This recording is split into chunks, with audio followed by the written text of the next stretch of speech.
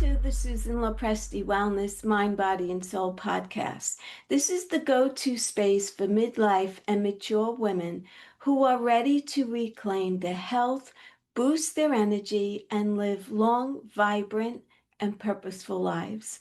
Each week, we dive deep into natural wellness, holistic healing, anti-aging strategy, and healthy lifestyle habits to help you feel your best physically, emotionally, and spiritually. Whether you're navigating menopause, working through chronic conditions, or simply wanting to age gracefully and intentionally, this show is your sanctuary for science-backed insights, powerful stories, and soul-nourishing inspiration. So if you're a woman 40, 50, or older looking to thrive in the next chapter of your life, you're in the right place. Today's guest is Dr. William Bruno. He is a board-certified plastic surgeon based in Beverly Hills, California, where he practiced aesthetic surgery since 2004. As a member of the American Society of Plastic Surgeons, the American Society for Aesthetic Plastic Surgery, and the American Academy of Anti-Aging Medicine, Dr. Bruno has performed over 6,000 procedures, specializing in breast and body contouring. But his journey didn't stop at physical transformation. It evolved into something far deeper. Nearly a decade ago, Dr. Bruno faced a wake-up call. A coronary artery calcium scan revealed signs of heart disease. Rather than relying solely on pharmaceuticals, he chose to overhaul his lifestyle, focusing on nutrition, fitness, and stress management. The experience sparked a profound passion for preventative medicine, wellness, and longevity. Determined to help others avoid the health crisis that he narrowly escaped, Dr. Bruno launched a digital wellness and longevity course along with a virtual coaching program. These initiatives focused on improving body composition through sustainable lifestyle changes backed by science, not just surgery. Today, he continues to guide and empower patients to take control of their health, often challenging conventional medical advice with cutting-edge insights and compassionate education. Dr. Bruno's mission is clear. Reframe aging not as an inevitability, but as an opportunity to thrive. And without further ado, Dr. Bruno, welcome to my podcast. This is going to be such a powerful episode, and I just can't wait to dive right in. So again, thank you for being here. Hi, Susan. Nice to meet you. Nice to meet you. Let's start by me asking you, Dr. Bruno, what made you change from the career that you were doing, which basically was cosmetic surgery? What happened Yeah. in your life to make you make that shift?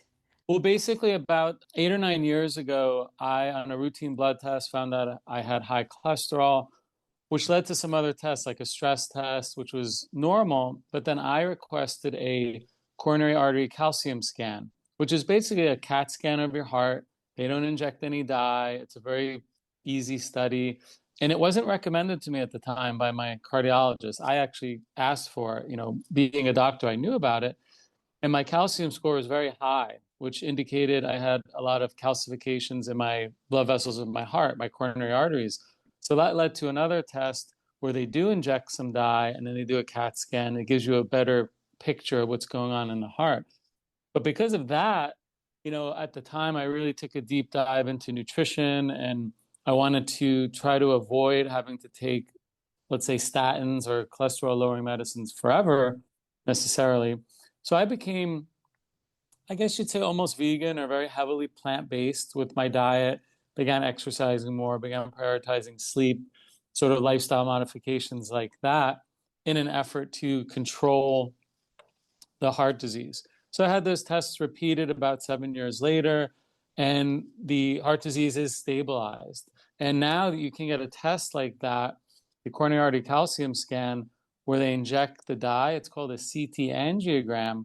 But now, because of AI, they use AI and they superimpose the AI over the image, and then get a very good look, more specific, accurate look into the blood vessels, and they could tell you like what percentage they're blocked. 28%, 42%, what have you. So based on that, I don't have any soft plaques, really. There's soft plaques or sort of unstable plaques. And then there's hard calcified plaques, which are a little more stable and less likely to break off. Because if a plaque breaks off in the blood vessel, it causes a heart attack. If a plaque breaks off in the neck, it causes a stroke.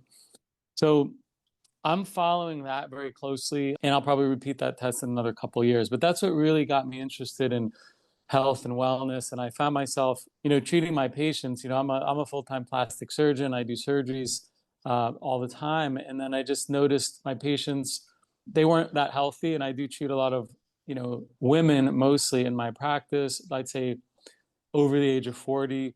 And I would just look at their labs and notice metabolically they were unhealthy, whether that was high blood sugar, high cholesterol.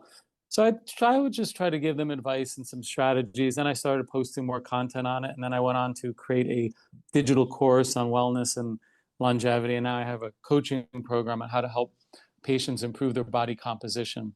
So that's just a little background about my story, how I got started into wellness, which has probably been now 8 or 9 years, and trying to focus on letting patients know that they have a lot of control over their health with lifestyle changes. Yes, you might need a medication here or there, but you can make a lot of changes with regard to nutrition, exercise, sleep, etc., to really optimize your life. And then knowing when to get the appropriate tests done. And of course, this should all be done in conjunction with your doctor. But, I learned that, you have to be proactive. You have to bring information to your doctor. Don't just wait for that annual physical exam where they say, oh, your labs look okay, and then you don't see a doctor for another year. So that's just a little background about how I got into this. So for that calcium score, I've done that test a couple of times and it comes back as 0. What number brings you to a concerning point? Actually, anything over 0 is abnormal. So Oh, zero in your case is great. The only thing that it doesn't tell you is the 0 tells you have no calcified plaques. You could have soft plaques, which that test doesn't pick up. The soft plaques are sort of unstable. If you visualize inside the blood vessel, like if it's mucus, it's soft and you can't see that, but those are the more dangerous, unstable ones. So you could, or really anyone who's had a calcium score of 0 might consider getting the CT angiogram, where they inject the dye and use the AI, and that will tell you if you have any soft plaque or any sort of mixed plaque that are kind of in between soft and hard. But a score of 0 is great. In my case, my score was 400. And at the time I was 49 at the time. So that's very high for someone under 50, which led me down that pathway. But certainly a score of 0 is great. And that's a great sign for you and any of your listeners who have a 0. But I would still maybe consult with your primary care cardiologist or internist about, hey, is there a need for a CT angiogram, which now it goes by the name of a Clearly scan, the one that uses the AI. But to your question, yeah, anything over a 0, like some people could get a score of 10, 20, but when you're in the hundreds like I was, yeah. that definitely prompts further testing. Now, if you do have that soft plaque, what do they do? Do they put you on medication or is it about diet? It can be both. It depends on other factors like your age, other risk factors you have. How do you turn a soft plaque basically into a hard plaque? Yes, lifestyle, like diet is very important. Anti-inflammatory foods, trying to avoid ultra-processed foods, which cause a lot of inflammation, trying to control your blood sugar. A lot of people think it's just cholesterol that causes heart disease. And although that is a contributing factor, having high levels of blood sugar and subsequently high levels of blood insulin can really lead you down a pathway of having these dangerous soft plaques. And if they don't calcify or mature, they could break off and, again, develop into a heart attack or a stroke. So Yeah. to your question, yeah, it's a combination of lifestyle, like stop smoking, drink less, lose weight, exercise more. And then maybe if you need a cholesterol lowering medication like a statin, that might be part of the overall plan. And then repeat the test. I always tell my patients, don't guess, test, right? This is sort of the saying. It's like some people think, well, I feel okay. I think my blood pressure is okay. I think my cholesterol is okay. But I would just be mindful of that. If you found out you had soft plaques, check it in 6 months to a year, and hopefully the soft plaques are starting to stabilize and they're not going to harm you down the road. Are there any signs to someone who, so if you haven't been to the doctor in a while and you have heart disease and you don't know it, are there any little telltale symptoms that we should look out for? Some people might experience fatigue when walking or doing activity for a short distance. If someone's out of breath after walking 2 or 3 blocks, or they go upstairs and they feel a lot of, say, tightness in their legs, or certainly tightness in the chest, or Yeah. any chest pain leading to the left arm or the jaw, certainly those are signs of early coronary artery disease that might lead you to a stress test, like for example. But oftentimes it's silent, and over 50% of heart attacks happen without symptoms, and unfortunately half of heart attacks end in death. So you could say sudden death is the first symptom in about half of heart attacks, Wow. which I know is not a symptom, but Right. unfortunately, that's what happens. So, the classic, left arm, left chest, pain in the left chest. Yes, that can happen, but oftentimes people just have no idea. And a lot of people who have heart attacks, 50% or more, have normal LDL cholesterol. Wow. There's a lot of schools of thought with cholesterol, right?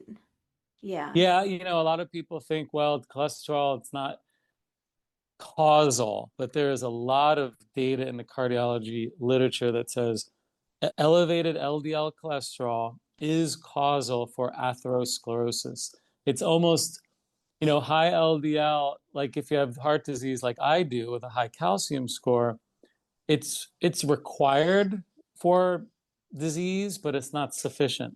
In other words, if you have high LDL cholesterol, plus you throw in smoking and you throw in obesity and you throw in other factors, then you're really going to tip the scales toward developing more advanced heart disease.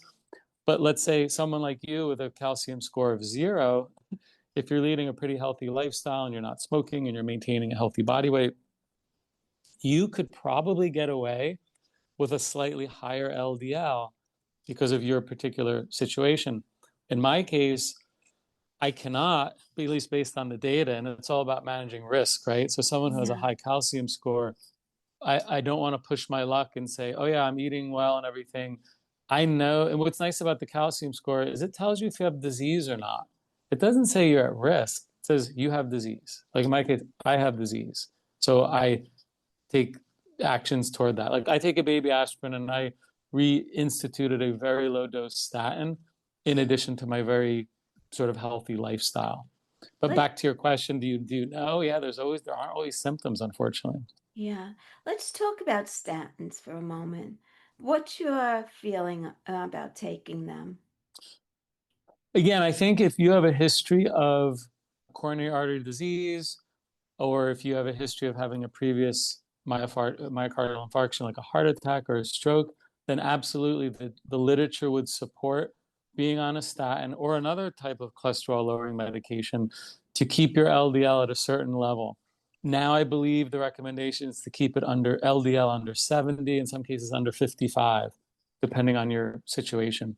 And statins are pretty good at doing that, but a lot of cardiologists now are combining statins with other drugs, and there's even an injection. It's called Repatha, Oh, which yeah. you do twice a month. It's a category of drugs. It's called a PCSK9 inhibitor, and that can really bring your cholesterol down. Like if you had a heart attack, most doctors would put you on a statin, the Repatha, and maybe even a third drug to keep the LDL as low as possible. I think statins get a bad reputation because they say they have side effects. It could cause high Yeah. blood sugar and dementia and muscle pains, but those are actually much less frequent than people talk about. So I Oh, think, really? I think if you need medication to control your blood sugar and prevent a cardiac event, then absolutely do it, as long as you can tolerate the side effects. People get worried about, well, if you don't have cholesterol, then you can't make hormones, you can't make estrogen, testosterone. That's not true. Yeah, there's so many different schools of thought when it comes to that. So, why do you suppose that the US is so much more unhealthy? Why is there so much disease going on in the US today? I think part of it, or a big part of it, is, the food supply in this country and Yeah. the reliance, I guess you could say, on ultra processed foods. I think the statistic is about 65 to 70% of most Americans' diets consists of ultra processed foods, things that are, not a single ingredient food, right? These are foods that come in packages and chips and packaged foods, frozen foods, that sort of thing. I think that's contributing to the chronic disease. When I say chronic disease, like type 2 diabetes, heart disease, dementia, and some forms of cancer, which are probably the top four Mm-hmm. killers, in this country. And also, I think in the medical system, of which I am a product of, we don't get this type of training in medical school about prevention. So we're just trying to treat symptoms here and there, but we're not getting at the root cause. Like, for example, type 2 diabetes is essentially preventable with diet, lifestyle, exercise. And heart disease, to another extent, you could say, is preventable. Now, there's some rare genetic diseases, but I'm talking about atherosclerosis that most people, end up dying from, which, again, yes, in this country, in men and women, heart disease is the number one killer. And it's the number one killer in the world. That's why I think people need to take it a little bit more, I guess, seriously as far as screening and, prevention. But to your question, if we tried to prevent a lot of these diseases at the education level, like in med school, only 1 out of 5 med schools is teaching any kind of nutrition. Right. I heard That's that. today. And Yeah. 30 years ago, when I went to med school, it was the same way. It was really, you got a couple hours on nutrition, and it was only things that were, like a vitamin deficiency, like scurvy or vitamin C. It wasn't really any practical nutrition. Yeah. But I That's think if doctors could start educating their patients more earlier on, instead of getting the patients in their 50s and 60s where they already have advanced heart disease, they have advanced diabetes or dementia, or cancers are diagnosed later. And then we're just treating, the symptoms. And I think in this country, most of the healthcare dollars go into treatment. I think it's 80% of the US healthcare dollar goes into treating symptoms. Very little money goes into prevention. So I think, I guess, that and the food supply, to answer your question, are probably yeah. two of the big factors out there. I mean, other countries, right? You go to Europe, they have cleaner food. They don't allow certain chemicals in their food. This country, it's like the food that we get to eat wouldn't pass certain tests for the animals in Europe to eat, their livestock to eat. So it's kind of crazy that we as Americans are just consuming a lot of additives and chemicals in our food that are contributing to our chronic diseases. Yeah. What about lifestyle and genetics? Why are we not at the mercy of our DNA? It, Yeah, as it turns out, only about, and this number varies a little bit depending on different studies, yeah. about 20 to 25% of our lifespan is really dependent upon our genetics. So that leaves you about 75 to 80% of all of us can improve the quality of our life and the length of our life through lifestyle changes. Again, optimal diets, not smoking, maintaining healthy body weights, exercising, optimizing sleep, controlling stress. That can help control, let's say you don't have good genes, so to speak, that 20% isn't good. There's something called epigenetics where the lifestyle will dictate the expression of those genes. So if you have a gene that, let's say, might give you a tendency towards heart disease or dementia, you can adopt certain lifestyles to suppress those genes. So you're absolutely not a victim of your genes. You know, a lot of people think, well, my mother or father or my grandparents died of a certain disease, therefore I guess I'm going to die from that. And that's not true. I think what we inherit from our families are traditions. We inherit certain foods, behaviors, certain diets, things like that. So yeah, that's the field of epigenetics, and it's come a long way, and it's really empowering, I think, to us or all patients out there, people out there, to know that you have a lot of control over it. You know, the saying is genes load the gun and lifestyle pulls the trigger. Yes. Yes. So yeah, you're not really a victim to quote unquote bad genes. Yes. Well, it's interesting that you say that. In my family, Alzheimer's is prevalent, and I actually test positive for the gene, the APO4E, I think it Yeah, is. ApoE4, yeah. Yeah. And so because of that, I do everything that I can to maintain good brain health. You know, I really pay a lot of attention to that because it's a terrible disease, Alzheimer's, to watch someone really just they disappear basically. They're still there physically, but they're not the same person, and it's a very hard disease to watch. So, I know what you mean by that. And the other thing I wanted to ask you is, why is it that eat less, move more is the most dangerous advice in health? You know, I think a lot of people have adopted that strategy, whether they were told that by their physician or they something they think is, well, I'll just eat fewer calories and try to, you know, do more cardio, for example, to burn more calories. But as it turns out, the fewer calories you eat, your body will adapt. Like, I think your listeners out there and maybe yourself have tried diets where initially you're like, I'm going to drop my calories and I'm seeing a little bit of weight loss, and then it plateaus. The reason that happens is your body's metabolism slows down because it feels that you're in a situation where you no longer have access to food. So if you know, let's say you need 1,800 calories a day, but now you're just eating 1,100, that's such a steep caloric reduction that your metabolic rate shuts down, and then your body will start catabolizing, let's say, muscle, for example, and start breaking down other body tissues to keep you alive. So I think eating less, moving more isn't a long-term strategy. I think the long-term strategy really is trying to optimize your nutrition. Most people probably need to eat more protein, Mm-hmm. eat more fiber. Those two things will make you feel more full.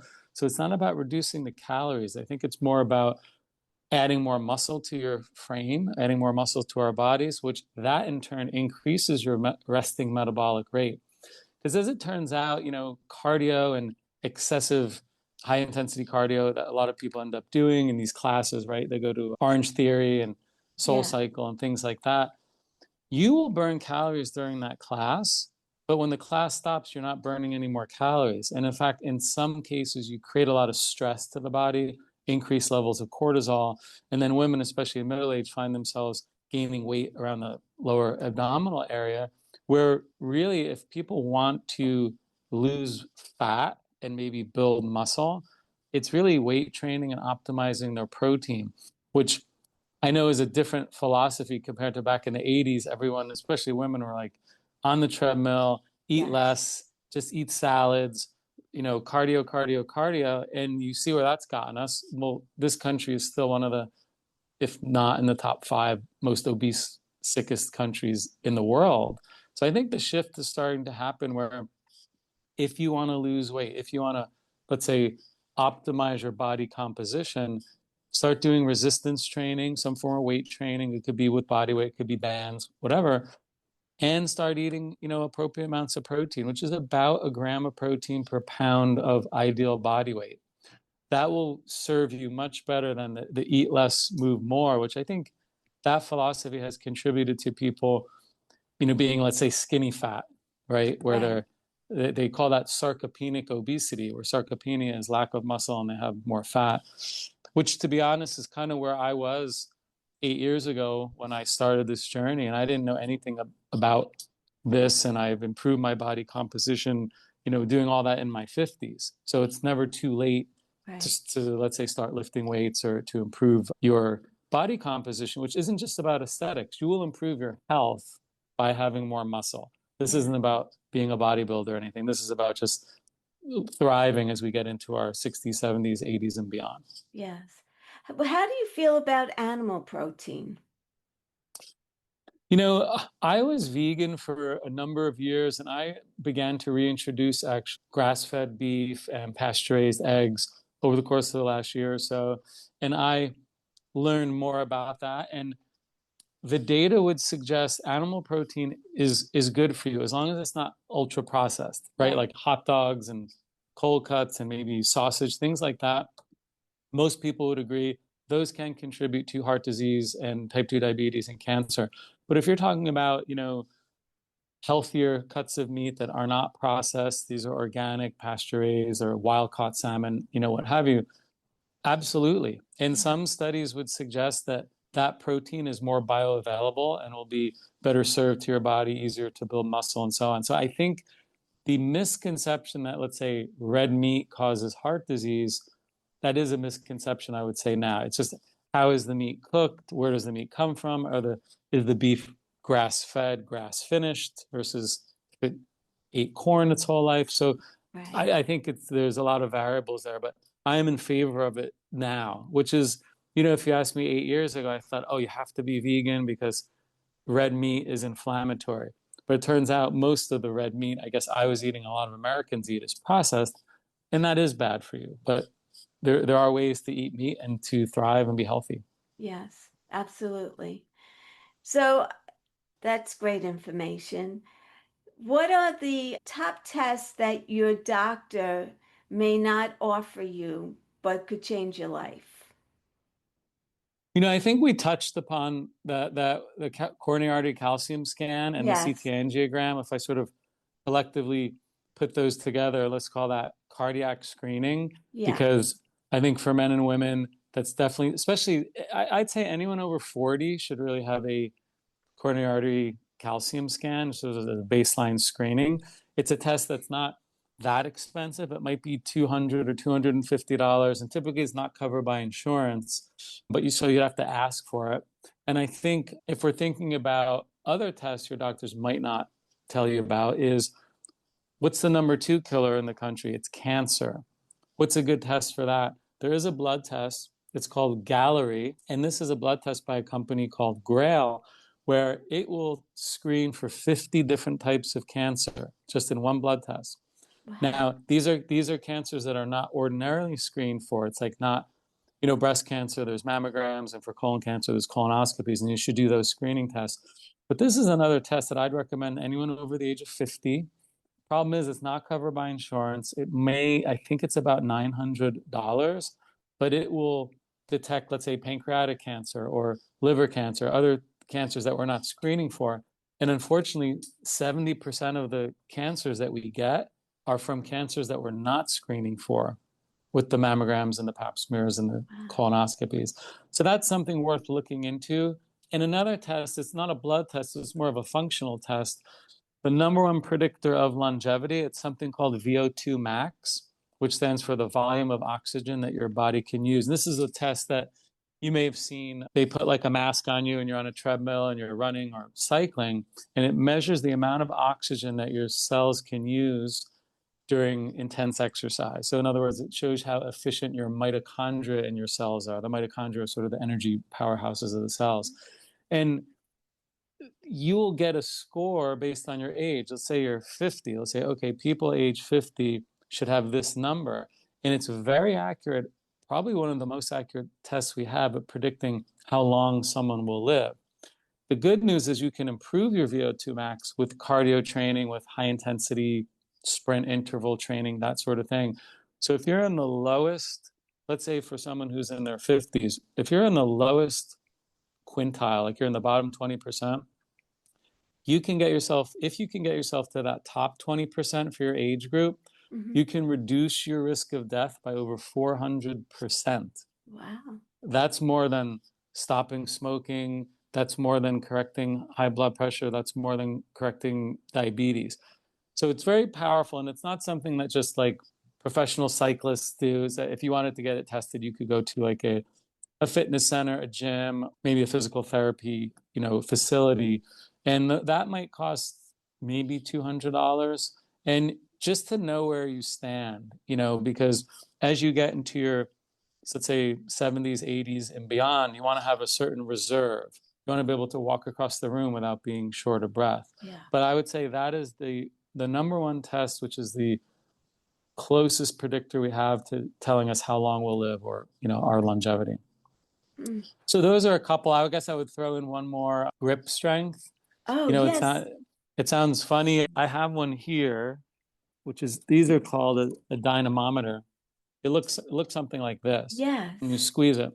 So why is grip strength important? Grip strength is an overall proxy for your total lean body mass, lean muscle mass, right? Or muscle strength. So it's not to suggest you should practice, grip with your hand, but by having more muscle on your body through, as I mentioned before, weight training, resistance training, the more muscle you have, the longer you will live, the less frail you will be, and the more likely you will be to survive a large bone fracture. For example, anyone over the age of 65, studies have shown if you fall and break a hip, you have a 1 out of 3 chance of dying in a year from that hip fracture. Not necessarily from the fracture, but from a blood clot or a pneumonia or some other side effect. But if you have enough muscle mass on your body, you can hopefully catch yourself, prevent a fall, that sort of thing. So muscle mass, the more you have, the longer you live. And same with the VO2 max, which is more a measure of cardiorespiratory fitness. The higher that score, the longer you live. So those are just a couple of tests maybe to think about or ask your doctor about looking into. Let's go back to the grip strength. So how can one improve their grip strength? One sort of simple way is a dead hang from a pull-up bar. Okay. Just seeing like how long can you hang. Depending on your age, I say the minimum would be like 30 seconds, which is actually pretty hard. Like, the more fit you are, the longer you can hang. Like if you could hang from a bar for 60, 90 seconds up to 2 minutes, that's an overall indicator, let's say, of your upper body strength. It's not as accurate as a indicator for lower body strength, but for the tests we have now, and again, with the use of something like a dynamometer, it gives you a pretty good proxy to someone's overall health. So how do you improve it? The weight training, resistance training, overall. So it's not that you have to have a strong hand per se. Let's just assume you have a strong upper body, like, biceps, back, chest, etc. Right, right. So let's go into the programs that you have. Talk about your coaching program that's online. Yeah, I have a coaching program. It's called the Body Recomposition Formula, where it's a 6-month program where at the start of it, patients get comprehensive blood testing. And this is blood testing that most people aren't typically getting, looking at not just a regular lipid panel, we're looking at a fractionated panel, which means showing the particle size of your LDL or your HDL, like how big are these particles, how many of them, and also looking at fasting insulin, looking at hemoglobin A1C, just certain metabolic markers. Then I'll have patients get a DEXA scan. I didn't mention that before, but a DEXA scan is a sort of an X-ray of the body. These you can get anywhere, really. They're like $50, and it tells you your percent body fat, your muscle mass, your visceral fat, which is the internal fat we have. And it also gives you a pretty good estimation of what is your resting metabolic rate, basically how many calories are you burning at rest. And then I'll send patients an Oura ring to track their sleep. Oh. So we get this information up front, and then I meet with them twice a month virtually. And we go over coaching, we go over certain topics like exercise, nutrition, sleep, supplements, other alternative therapies, hot sauna, cold plunge, things like that. And then at the end of 6 months, we repeat their blood work, repeat their DEXA scan, to show them their progress. And I think it's nice because some people never even think about like, how well am I sleeping? That's why I put an emphasis on that. And I gift patients an Oura ring because I really want them to start looking at their sleep, trying to optimize their sleep, because the quality of sleep you get is really closely related to your body composition. Fat burning happens at night. Muscle building happens in our sleep when our hormones are more active. So the things you're doing during the day count, but the sleep can't be ignored. Yeah. So yeah, that's just a program that I have. It helps patients to like lose fat and build muscle. So yes, there's aesthetic benefits to that, but it's really the health benefits, because if your body composition improves, you're going to live longer and be healthier. And then I also have an online digital course, which is similar to that, but it's more wellness and longevity. It's a pre-recorded, like it's about 7 hours of content where patients can go through and essentially create their own longevity blueprint. So that one is more a do-it-yourself, whereas if someone does need help, there's some coaching around it. And that one's available, if someone just wants to go at their own pace and kind of learn more about aging and disease prevention and which tests to get, some of the things we talked about today, but in much more detail. Yeah. So the first program that you spoke about, is that you do one-on-ones with patients, or is it a group? I do one-on-ones virtually twice a month. So the first visit is just going over they fill out questionnaires, and this is all done through a portal where all the forms and all the labs are uploaded. But yeah, then we'll meet twice a month for 6 months. And then in the end, we will either finish, or some patients will go into a continuity program, or we'll check in like once a month and kind of check in where they're at. But I would stress to patients, or all the listeners out there, just start to think about what can you measure, like whether it's steps, whether it's even just weighing yourself every day, whether it's keeping a closer eye on your cholesterol or your blood pressure or something, or your sleep. Because a lot of times once you figure out where you're at, then you can make improvements. They say, all right, what gets measured gets managed. And I find a lot of people have no idea where their starting point is. And like when we get the DEXA scan, for example, they're like, well, I had no idea I'm 30% body fat, which is kind of unhealthy. You want someone to be, let's say, in the 20s. But it's always good just to have these objective tests and then make changes and then retest. That's great. Any final thoughts you'd like to leave the listeners with today? I would leave with this, because I get a lot of people asking me about like certain supplements or red light therapy or some like exotic things. And I think people want to start there, where sort of the basics of it, and this is the framework I used in the digital online course, is I taught it through this longevity pyramid. So just think, at the base of this pyramid, I have like exercise, nutrition, and sleep. And if you could really optimize and maximize those things, that's probably 80 or 90% of your wellness, of your health span, of your lifespan. The other things, as you move up the pyramid, sure, you're going to add, maybe there's different supplements you want to add, or red light therapy, or you want to do an IV infusion of glutathione or NAD. And I find a lot of people want to jump to those sort of more exotic, sexier interventions, or peptides or stem cells, which might move the needle like 1, 2, 3%. Focus on the basics, and take action. Like in nutrition, say, yeah, I'm going to start to be intentional and try to eat a gram of protein per pound of body weight. Or in exercise, you're like, how many steps am I taking now? Most people on their iPhones or their wearables can track that and say, well, I'm only doing 4,000 steps a day. Let's shoot for 5,000 and just make these changes. And if it's sleep, people are like, well, I sleep 5 or 6 hours. I can get by on that. Very few people can get by on 5 or 6 hours. Yeah. You can live, but you're not thriving. So you say, well, maybe should I invest in an Oura ring? Should I try to, I don't know, go to bed earlier? Should I cut off my screen time? Or I wear blue blocker glasses, for example, at night, cuts down the blue light from television. Yes. But just take action and try to make a small change, because I think longevity is about these small daily changes that we make. It's not about high-tech gadgets and technology. And I think sometimes it's easy to get distracted on social media when you're looking for like this magic injection or supplement, when reality is it's just kind of going back to the basics of eating right and moving and sleeping, reducing stress, getting daily sunlight in the morning, and kind of these more ancestral habits, as opposed to, gadgets and technology. I love that advice. Yeah. It's simplicity. You don't have to complicate your life. We're already complicated. So Right. just And a lot of simple it's free. steps. Yeah, a Yeah. lot of that's free. Like go outside in the sun, put your bare feet in the ground. They call this Yes. grounding, earthing. Lots of benefits to that.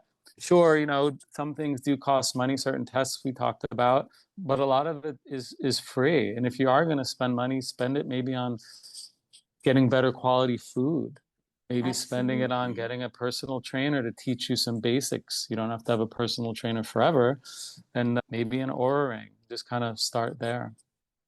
So where could people find you? Yeah, my website, it's my name, which is williambrunomd.com. Okay. And then I have a drop down tab, a wellness tab there. And on there, I have 2 ebooks that are free that Oh, your great. listeners might want to see. One is an ebook on longevity, which is just 14 pages. It kind of goes over 10 basic steps. It's like bullet points. It's very actionable steps you could take. And the other ebook is about how to improve your body composition. And then my course is there, and then the program. And I'm pretty active on Instagram. Also, same William Bruno MD. There's a lot of plastic surgery content there, but there's also a lot of wellness content there. And if anyone has questions, they can send me a direct message or just reach out through my website. Excellent. Dr. Bruno, thank you so much. This was so informative. I love what you're doing and I appreciate all of your work. And thank you for coming on. Oh, thank you for your time and thank you for this opportunity, Susan. I really appreciate it. You're welcome.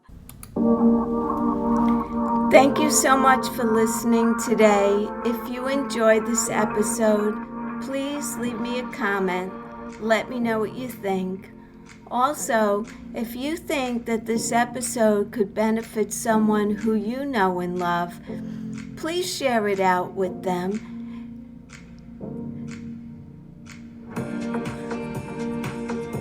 If you'd like more information, please go to Dr. Bruno's website. It's www.williambrunomd.com. From there, you can see his health coaching programs, and you can also download his free ebook. Again, thank you so much for listening. I appreciate each and every one of you. Until the next time, be well, stay happy, and bye for now. Take good care, everyone.